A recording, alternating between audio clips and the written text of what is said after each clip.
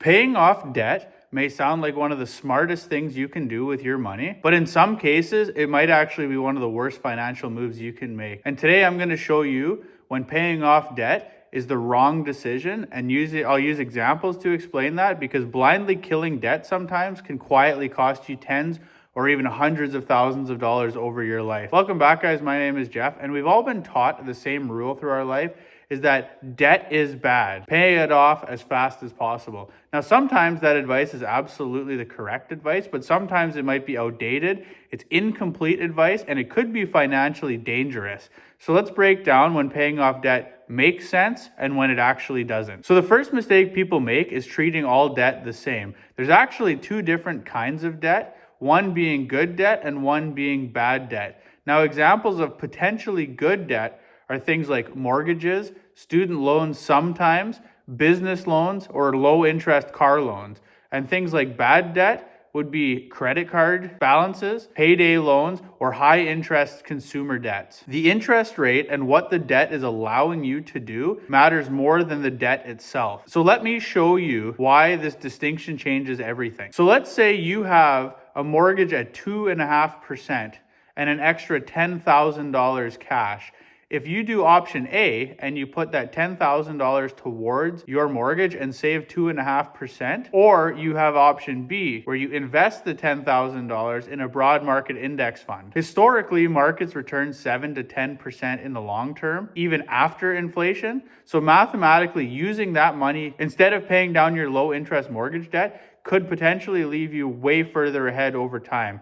Paying off the mortgage might feel safe, but investing is actually the smarter move. Now, another real scenario is aggressively paying off low interest debt and then not having cash left over. I've seen it many times where people knock off a bunch of low interest debt and they have no money in their bank account or cash. What happens then is the market could crash, a business opportunity shows up, or a rental property deal appears, and now you can't take advantage of it because all your money is locked up. This is one of the downsides of over prioritizing debt payoff when you could potentially be investing, is you lose flexibility. Cash will give you options, but being debt free and cash poor can also hold you back. Now, this one is something that people don't understand, but it surprises a lot of people as well, is inflation actually reduces the real cost of fixed debt over time. So if your debt, like on a mortgage or something, was locked in at say 3% and inflation is running 3 to 4% every year, with your income rising equally, the debt actually becomes easier to service every year as your income increases.